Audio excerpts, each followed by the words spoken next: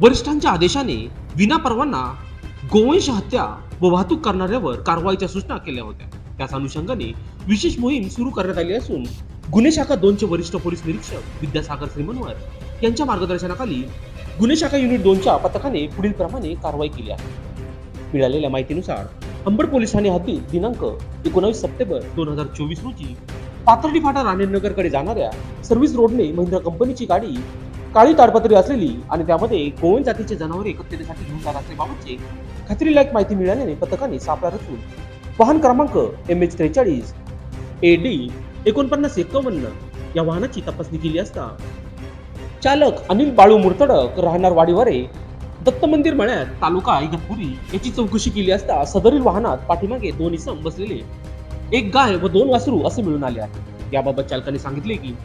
अशोक सुनील नेटवटे राहणार